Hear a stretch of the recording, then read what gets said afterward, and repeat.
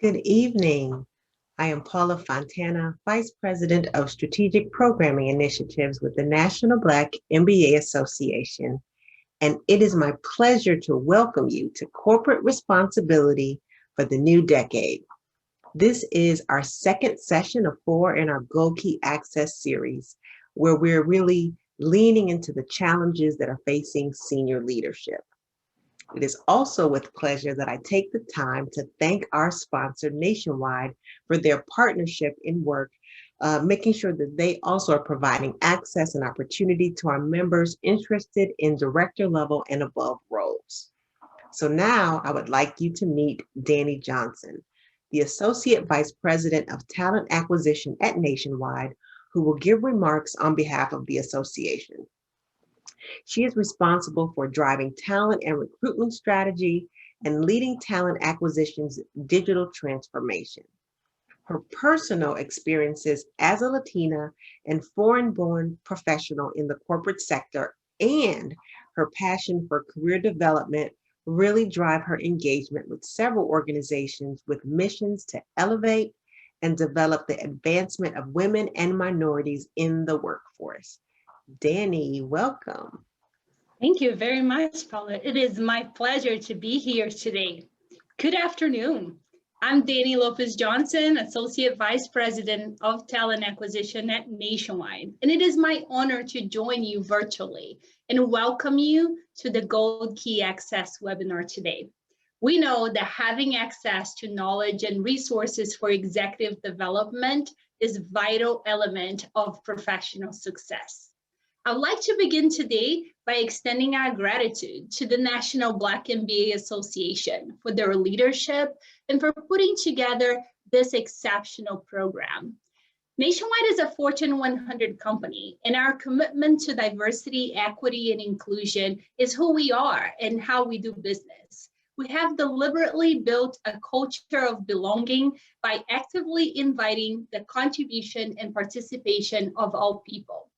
Throughout my personal career as a Nationwider, I have experienced Nationwide's commitment to creating a diverse and equitable and inclusive culture where every voice is heard and where our differences, those things that make each one of us special and unique, are valued and appreciated and respected. We know that having an inclusive culture where everyone can thrive is fundamental to our success. That's why we are a proud partner of organizations like National Black MBA Association that share our commitment to advancing inclusion and making a difference. At Nationwide, we don't just believe in the promise of a better future. We are actively working to create a better tomorrow for our associates, customers, and our communities. I want to invite you today personally to explore the many career opportunities that we have at Nationwide by visiting nationwide.com/careers and also checking out the diverse portfolio of products that we offer as an insurance and financial services company. It has been my pleasure to join you virtually today. We're very excited for today's discussion and appreciate the other esteemed speakers taking the time to share their perspectives and their company stories. Thank you very much for joining today. And as always, Nationwide is on your side. Thank you, Danny. And thank you again, Nationwide, for being on our side. So we have engaged Tanya Nickes to provide the content for this series. She is an award-winning international executive coach, a leadership consultant, a facilitator, a speaker, and a writer.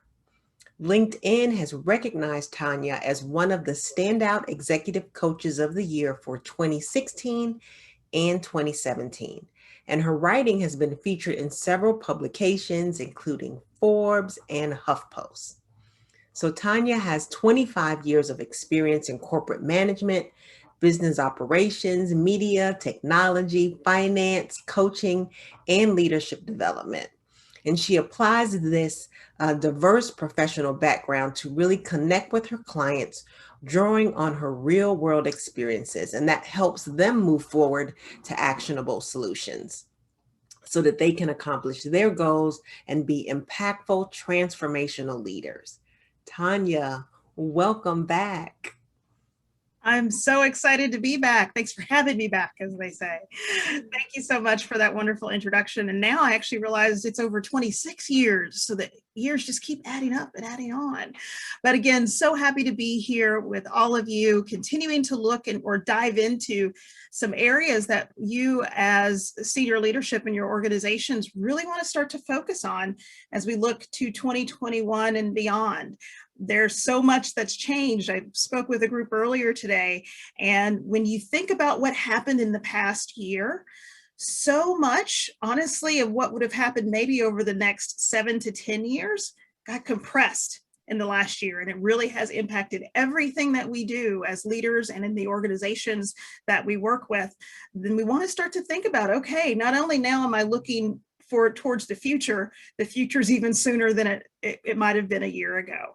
So that's why we wanted to dive into this topic of corporate social responsibility and what that means for our organizations. And we'll give you some ideas on what's involved in that, how to start planning for that, and what some of that looks like when it works and sometimes when it doesn't work. I will say you're going to see me or hear me talk about a lot of companies. You'll see a lot of logos, and we'll reference specific situations around different organizations. Please know that this is not meant to disparage anyone. This is really just helping you get some real world examples of what's happening in the corporate space around social responsibility and how it's changing and what has worked for some people and what hasn't worked for some people. So please know if you're attached to any of these organizations or you just like them or you use them, please know that there isn't anything meant to disparage any of them. It really is just to help in your awareness and knowledge of what corporate social responsibility looks like as we look to our new decade.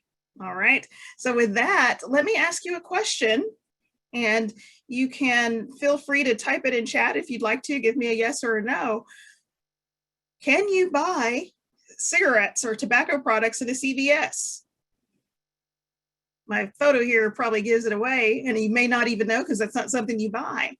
But if you don't know the answer to that, the answer is no. And you kind of get used to seeing things behind shelves in different stores, and you sort of get used to seeing it. But you recognize when you go to CVS, you cannot purchase any tobacco products there. And that actually happened back in 2014 when they decided at CVS to remove cigarettes and all tobacco products from their shelves in all of their stores. This is in alignment with their company value around helping people on their path to better health and recognizing the challenges that tobacco products can present and the diseases that can come from that and the complications. They say it doesn't make sense for us to sell something that is not contributing to people having better health. They did notice a drop in their cigarette purchases, clearly, in states where they had a large presence, but also recognizing that it wasn't in alignment with their values. I will tell you, going back even further, Target stopped selling tobacco products way back in 1996. They did it for a different reason, though, because in 1996 or around that time, a lot of legislation had been put in place to restrict how and where you could place tobacco products, which was going to require them to do a lot of reconfiguration in their stores and put a lot of expense toward making that happen. So they decided rather than do that, we're just not going to sell tobacco anymore, and then we don't have to worry about the federal regulations around it. So they did it for more of a business decision. So understand that when we start thinking about corporate social responsibility, there are many factors that come into it, and it's not always just about philanthropy. Okay, so let me ask you, who's heard or think to yourself, and again, you can type in the chat, if you've heard of a company called Tom's Shoes. Many of you may have heard of this because it's often touted as one of the organizations that has gotten it right around, right? They had the 1-for-1 shoe program. They are often touted as one of those programs that has gotten it right around how do you build a successful business with an understanding and insight towards adding good or doing good in the world. So their 1-for-1 model, you bought a pair of shoes, they would give a pair of shoes to someone in an underserved country. So guess what? In 2021, they decided, or actually in 2020, they stopped the one-to-one shoe model. And in 2021, they completely changed their whole model around how they handle their corporate social responsibility. But they actually came under fire because there was a concern due to some studies from some non-governmental organizations, some NGOs, about the negative impact of Tom's Shoes and their one-for-one program on communities that got those shoe donations. That it was potentially limiting local shoe production, and there was a dependency that was being created by having that reliance on Tom's Shoes coming into those countries. Now, there have been other issues with Tom's, and actually in the last several years, they've had a decline in their revenues and they've faced some changes. So in 2021, they've completely reconfigured many things to try to combat that, but also keeping in mind that they've changed their way that they do their corporate social responsibility. My brain just froze there for a moment. Whereas they have announced that they're going to donate 1/3 of their annual net profits to grassroots organizations on 3 specific areas: promoting mental health, increasing access to opportunity, and ending gun violence. So recognize there are some clear business reasons that come up when we talk about corporate social responsibility, but it also ties into how are we impacting the world around us. So let me give you another example. This is important to start to understand what this looks like and how this plays into both business and values of an organization. So most of us are probably familiar with Burger King and Chick-fil-A. So Chick-fil-A has faced backlash for pretty much the last decade, especially around some concerns that people have of their support for anti-LGBTQ groups, and their CEO, who has made some very strong comments around LGBTQ issues. And they've backed off and made a lot of effort in the last several years to back away from supporting those types of organizations and sort of taking themselves out of that political piece of that argument. Unfortunately, it has come back to light, and it's now back in the news again in the last week or so, that they are perhaps still contributing to some other organizations that have some anti-LGBTQ issues. And Burger King jumped on that. So you see this tweet here, it's probably a little too small to read, but Burger King says, the Cha-King says LGBTQ plus rights. During Pride Month, even on Sundays, which is another kind of a dig at Chick-fil-A for choosing not to be open on Sundays for faith-based reasons. Those are values that they hold. Your chicken sandwich craving can do good, and we're making a donation to the HRC, Human Rights Campaign, for every cha-ching sold. So bad news comes up in the press about Chick-fil-A and how they may be supporting organizations that really don't support the inclusive nature of what Chick-fil-A wants to present to its consumers, and their competitor jumps right on in to do that. Now, keep in mind, Burger King, as with many organizations, this is June, it's Pride Month, supports LGBTQ issues and being an ally in that way. But guess what? This time frame is also in alignment with their previously planned, you see it here, Cha-King chicken sandwich push, because everyone since Popeyes last year got into the kind of exploded around their new chicken sandwich. A lot of the fast food chains want to have that foray into the world of this best chicken sandwich. So notice that they are getting some leverage out of that and trying to push their initiative from a business standpoint by attaching it to a social issue. So keep in mind, all of these things are connected. This is not just about philanthropy. This is about business as well. So keep in mind, your corporate social responsibility ties not to just you wanting to do good in the world, but also your brand and your reputation and several other things that I'm going to talk about in a moment. So be aware, there's so many facets to this, and we want to have an expanded view of exactly what corporate social responsibility looks like in our new decade.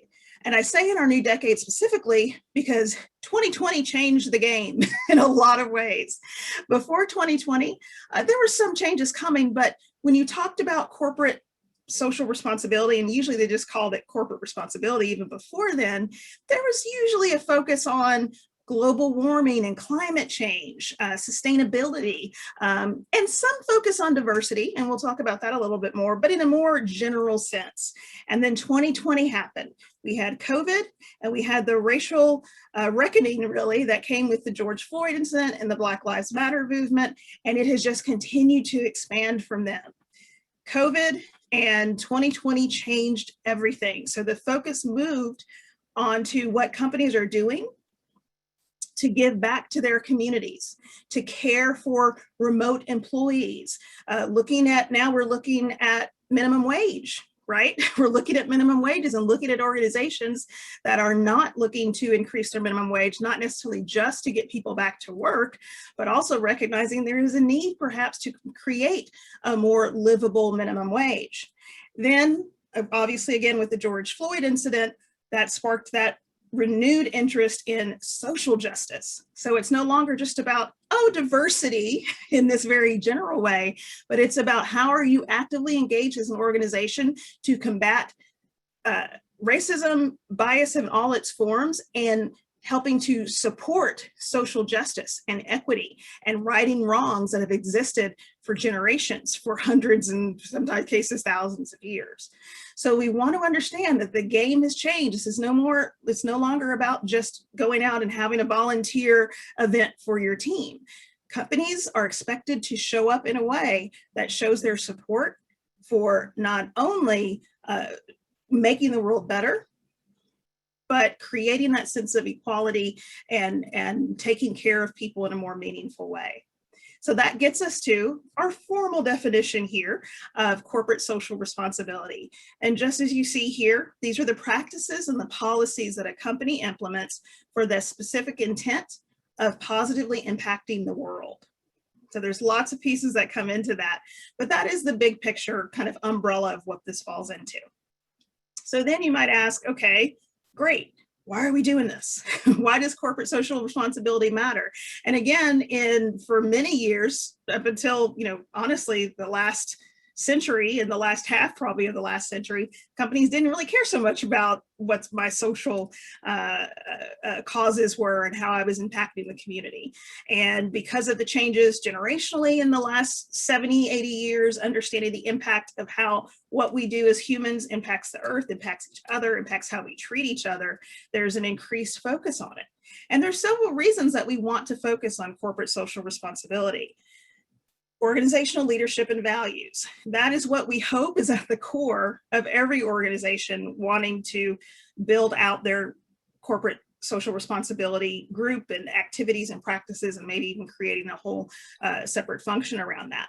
That it ties into who the organization feels they are as a corporate citizen, right? So we always have that debate from the financial world and the tax world of, is a corporation an entity? And it is in a financial sense. And now it's becoming even more clear that it is important, and it is a citizen. It's a corporate citizen, a global, by the way, corporate citizen, and that we want to make sure that hopefully your organization is basing it at its very root in the values of the organization and the values of the leadership.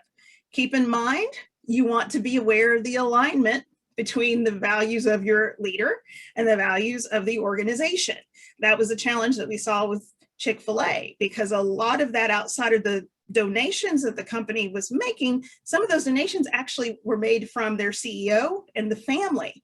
So the organization itself wasn't necessarily doing some of that, but you are attached. So especially when you have, a family-owned, family-run organization, the effects and the work of the leader or the leadership can reflect directly back on the organization. So you want to make sure that those values are in alignment.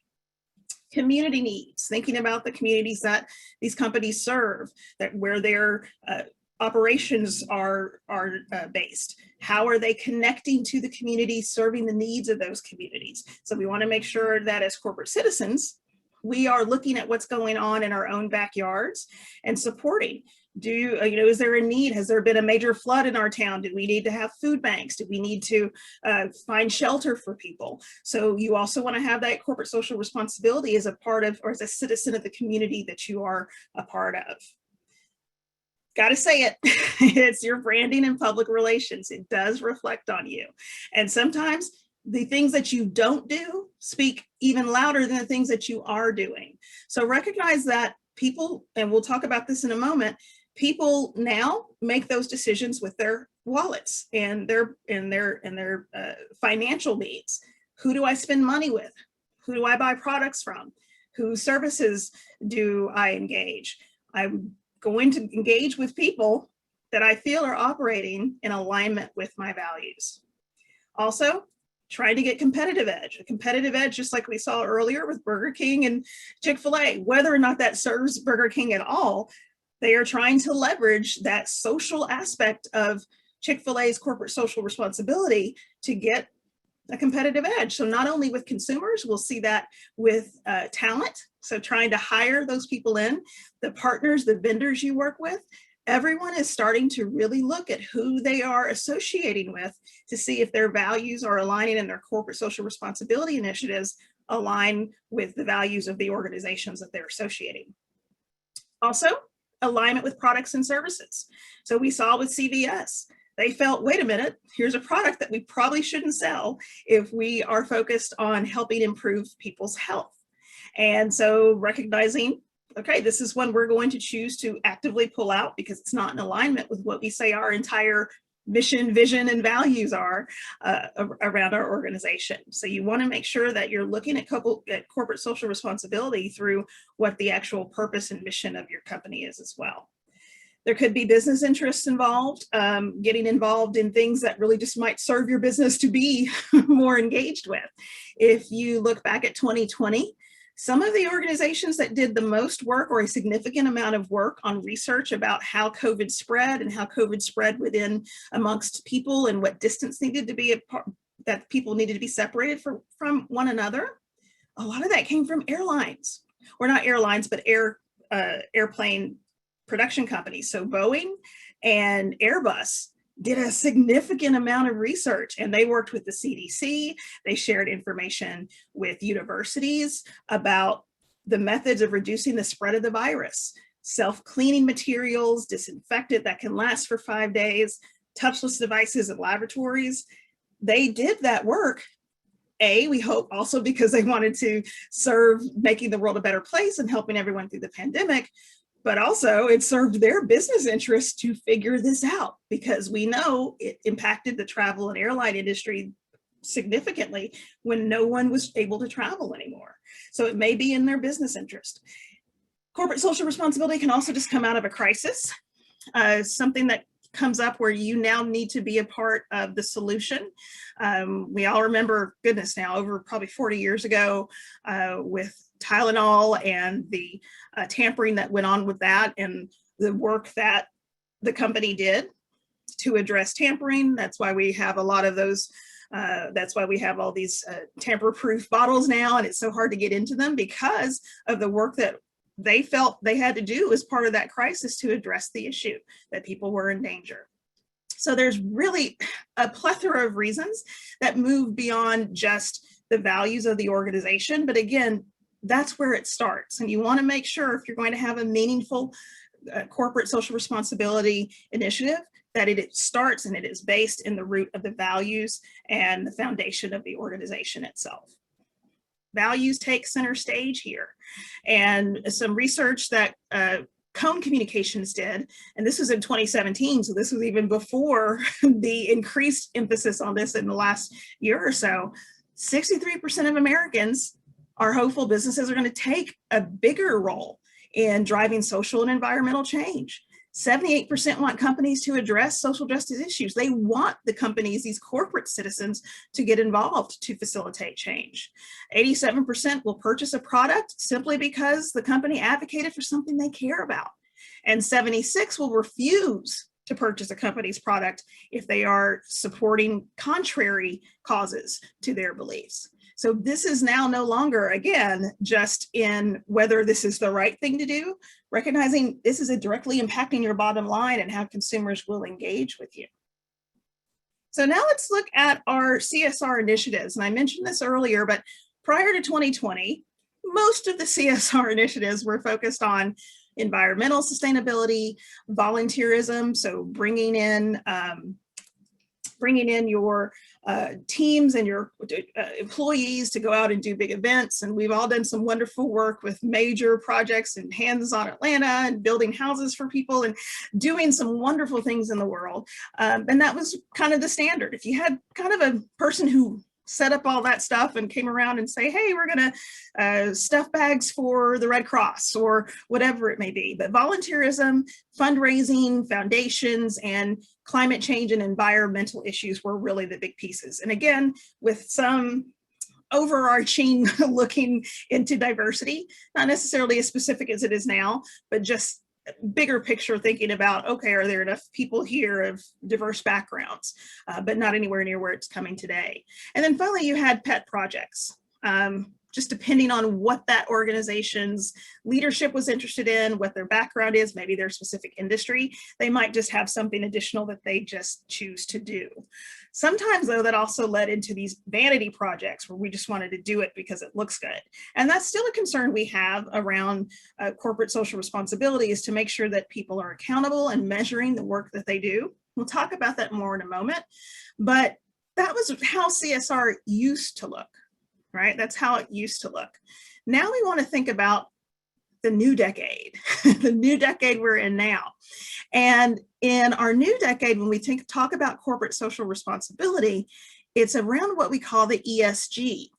And the E stands for environmental criteria, social, as S stands for social criteria, and G stands for governance. So when we look at it now, there's actually organizations are creating some very clear frameworks. A number of groups and companies have developed scoring metrics around different aspects of these three areas. And that's how they're grading companies on their ESG performance. Private investor groups have added in pressure as well, indicating that they're only going to invest their dollars in companies that meet these certain criteria. So this is something we really want to be aware of, that, okay, when I now talk about corporate social responsibility, it's no longer just, do we have a volunteer project and are we donating some money or creating a foundation? We're actually thinking about, okay, how are we actually doing this across all three of these groups? And how are we holding ourselves accountable and reporting metrics back out on how successful our efforts are? So just to give you high level, and these probably are pretty easy to kind of connect to, but just to make sure you have the context.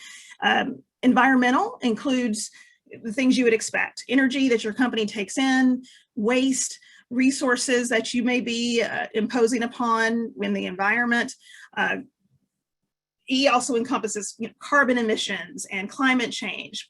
Every company uses energy, every company uses resources. We see many companies making a move towards having net zero waste impact in the next 5, 10, 15 years. So it's really, again, how are we impacting and affecting the environment?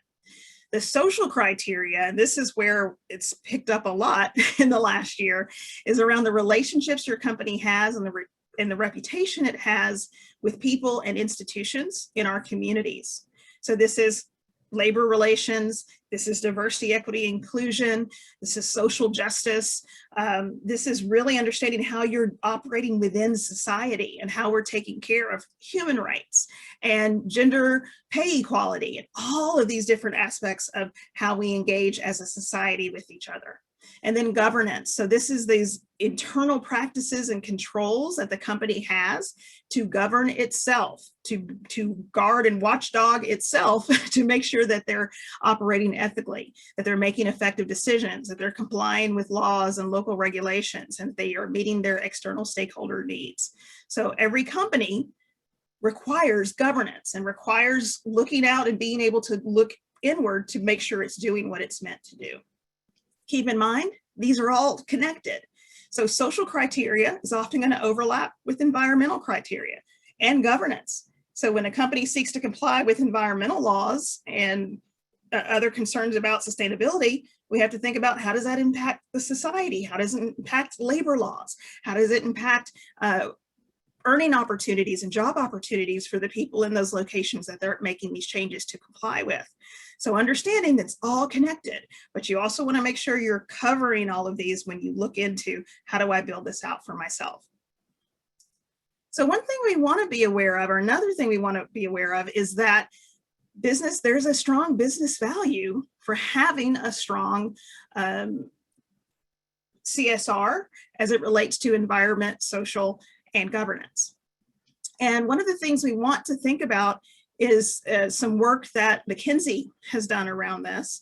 And they've noted 5 key factors that add business value for organizations that have a strong ESG presence.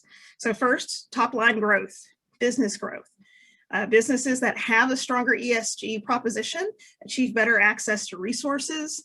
They have stronger community and government relations. So it actually directly starts to impact B2B and B2C customers because you're providing more sustainable products. You are keeping ahead of the times, perhaps. Maybe you're disrupting yourself before you get disrupted by regulations or other things that are making your products or your services have to change to be sustainable long term. There's also cost reduction, lower energy consumption, that saves money, reduced water intake. Now, also there could be some increases because you may have to do some retrofitting, but long-term, recognizing that you are going to have some cost reductions once you are able to be in a more sustainable state as an organization. Regulatory legal interventions, there's a greater strategic freedom. Through deregulation, we can earn subsidies and get government support as we move to more sustainable, socially responsible ways of running our business. Product uplift or productivity uplift for our employees. It boosts employee motivation. People tend to be more productive and feel more engaged with organizations that they feel they can truly support and get behind and believe in. And it also helps us attract new talent because we have that greater credibility as a company that is focused on corporate social responsibility. We also get that enhanced investment returns because we're allocating capital for the long term. We're creating more sustainable plant and equipment so that we can move into these new areas of production and services that we offer. And we're avoiding investments that may not pay off because of long-term environmental issues that this is no longer going to be legal in 5 years, or it's going to be so expensive to do it the way we do it now. We don't want to invest any more money from it. We want to start to move away from it and find other opportunities. Okay. So these are the things we want to start to notice, that there are clear value, there is clear value to putting this in place and having these kinds of CSR initiatives really be an integral part of our organizations. Let's talk about disclosure, and we'll talk about it a little bit more, but want to start talking about it now because corporate disclosure of ESG information is getting a little better, but it is still really patchy. And it's really patchy because it's voluntary. And US companies disclose about 67%, according to Morningstar, they disclose about 67% of material ESG related topics. And if you look at Europe or you look at Asia, Europe, 73%. Asia actually is at 52. So we are a little bit ahead of Asia, but if you look at Europe, we're still behind. So reporting on key social issues like gender pay or environmental issues in subsectors like chemical or oil is really lagging even further behind that average of 67%. So while there is increased reporting, it's still, as I said, really spotty. Now, the SEC has noticed and weighed in. They've made a case for seeing more ESG disclosures, and they're seeing that actually again in their SEC filings. They say that now more than 95% of Fortune 50 companies now include some type of ESG disclosures in their SEC filings.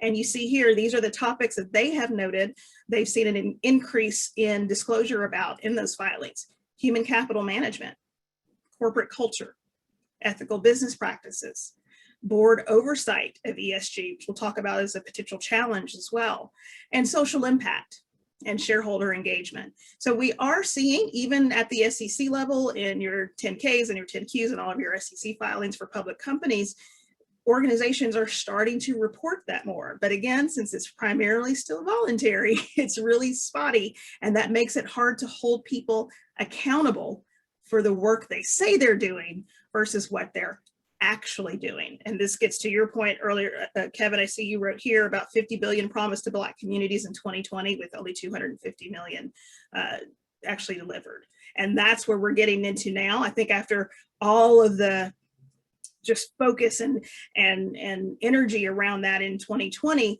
now we're in 2021 asking people, what are you actually doing? What have been the results of that?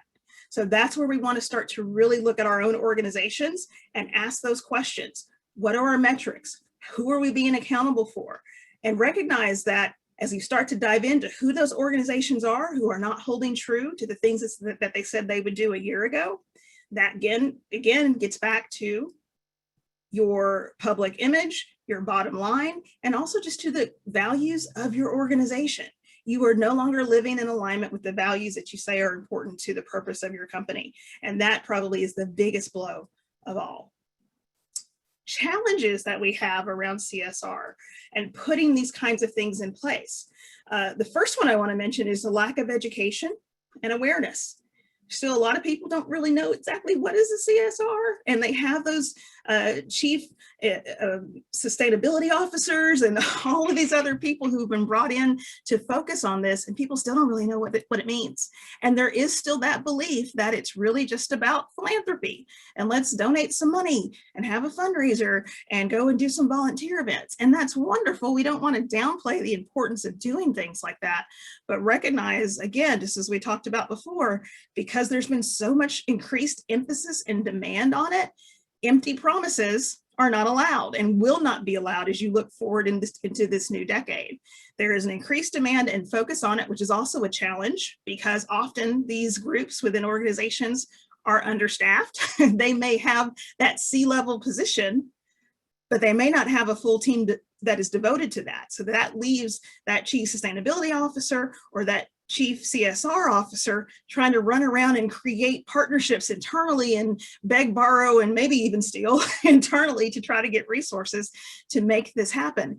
On top of that, they're getting more requests internally from human resources and accounting and your production, your R&D to support them in the work they're doing to make sure that they're considering CSR issues in the work that they're doing every day. So we have a lack of awareness on one end, and then we have this increased demand for this to happen on the other. So recognizing that that's a big challenge that we're facing and something you want to talk to your internal organizations about. How do we look at this? How are we managing these two almost disparate issues where people don't understand what we do, but they want us to do more of it? Okay, you want to create champions. You want to find those people in the organization who can be those advocates and sponsors for you. You want to increase education and awareness across all levels of the organization. So when they find out that you've pulled all of the disposable coffee cups out of the break rooms, you want them to understand why and why that matters. So it's really about working to build the business case with executives, but it's also about educating everyone in the organization as well. Board oversight. Unfortunately, corporate board members can be a big challenge. They still don't understand the value of it, not across the board, but they can be obstructive in how they think about ESG. And PwC did a 2020 annual corporate director survey, and they found that only 38% of board members think that ESG issues have a financial impact on a company. And that's main part of the problem is that even the board members lack the knowledge and the education to understand why this matters. So you really want to make sure you're having those internal discussions, you're putting those education projects in place to help people understand why this matters, not only from a humanitarian standpoint, but also helping to build that business case. Finally, we have consumer and stakeholder expectations. Again, people expect you to be doing these things. So recognize not only is there increased demand and focus internally with people who are responsible for different aspects of your organization asking for this support, consumers and stakeholders expect you to do it. And I want to make sure that I am affiliated with a company that is committed to the kinds of causes that I find important. Yeah, CSR means corporate social responsibility. No worries. So finally, accountability and reporting. And I talked about this earlier, but these are challenges to it. It's kind of the put up or shut up piece of what we do now.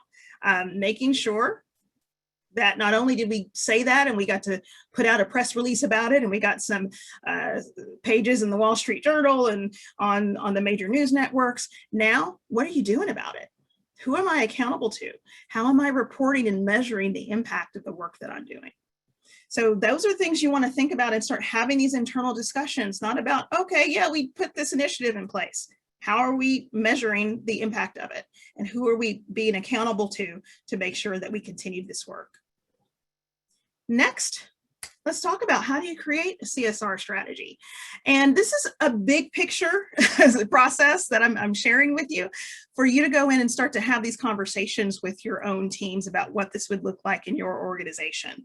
But we would start with defining your organizational values. Again, we said it all starts with what's important for your company, what is your mission, your vision, and your values. Define that, get really clear on what that is, because everything else you do around corporate social responsibility is going to feed off of that.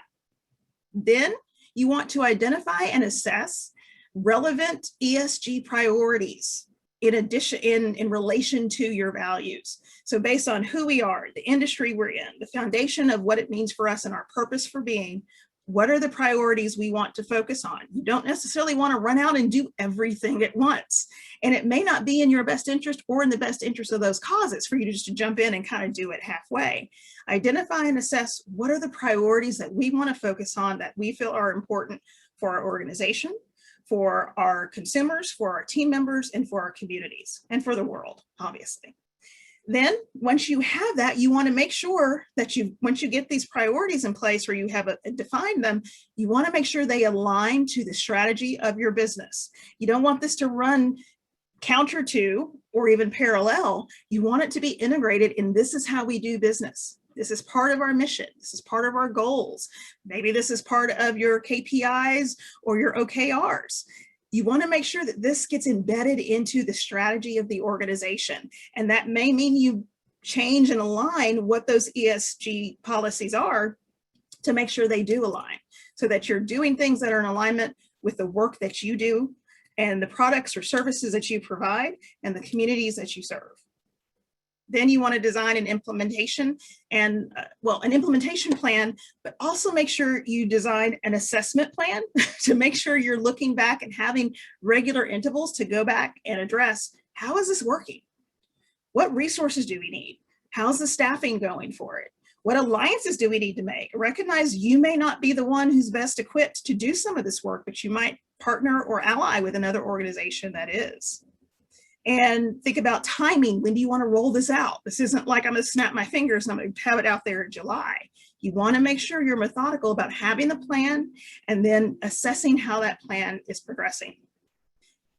Change management. I mean, if any of my change management folks are out here, I hope you're kind of waving your hand in a bit of an amen, because you don't want to just put this out there and say, hey, everybody go do it. You want to make sure you in tandem have a change management plan to educate internally and externally as need be, to help people understand why you're doing it, what's your plan for doing it, how are you communicating it to people, how are you bringing in to get perspectives from people within the organization to help actually implement these things. So you want to make sure you have a clear change management plan as a part of this as well. Then you want to establish those clear metrics, OKRs, KPIs, however that works for you. And you also want to establish reporting and accountability standards, whether that's for your SEC reporting you're required to do at some point, or just you want to set that standard for this is how I want the industry to start to report this. You can be the leader in that by setting those reporting and accountability standards, because not really a lot of people are doing it yet. So if you want to be a thought leader and put yourself out there, start to put some very clear and firm reporting and accountability standards in place as well. Okay. So that's kind of the big picture of when we talk about creating that CSR strategy. We've talked about several of the challenges around it, what's involved in it, what's a part of that, what's the ESG. So now I want to give you all the opportunity to ask questions and find out what's out there for you. Let's see, do we have any Q&A here? So Derek asks, if my company values don't agree with a social moment, we are not living up to our corporate responsibility. If my company values don't agree with a certain social moment, we are not living up to our corporate. Well, no, don't want to say that. I don't want to say that either. So here's that thing. And actually, I'll use that Chick-fil-A analogy, not necessarily about the LGBTQ issue, but about the Sunday dig that Burger King did in Chick-fil-A. Chick-fil-A can make a lot of money if they opened up on Sunday. And there are a lot of people in the industry probably look at them and say, why aren't you open on Sunday? What are you talking about? That is part of their values, their faith-based values, and what they consider faith-based for themselves, that we're not going to open on Sunday. We don't care how much money we're losing. And yes, it may not be in fashion. It may not be the fashionable thing to do when you go into a major sports stadium on a Sunday, and that's the only dark corner of the building when they could be making probably tons of money if they were open. So again, you have to make those decisions about what that social moment means for you, both in the moment, but also long-term. So, that's why I wanted to talk about the faith-based issue of them staying closed on Sunday. That's something that whether they're in fashion or not, they just said, this is what we're doing. So you want to make sure that whatever decision you make, you want to make that decision based on your values. So you may be living up to your corporate responsibility by doing something that isn't in line with the social moment, but you want to have some really hard and fast discussions about what those values are that you hold, and are they in alignment? Keep in mind, we can give hundreds of reasons, or not hundreds of reasons, hundreds of examples of things that were okay to do 20 years ago, 10 years ago, 50 years ago, that you would never do now. Okay. So you may have to have those moments where you come back and say, wait, is that value still something that's appropriate in our current society? So you keep that in mind as you're making those decisions. Great question. Yolanda, are board diversity and required pay equity audits included as part of corporate ESG reporting with employee patron? Yeah, that's the thing. Required is a very loose term.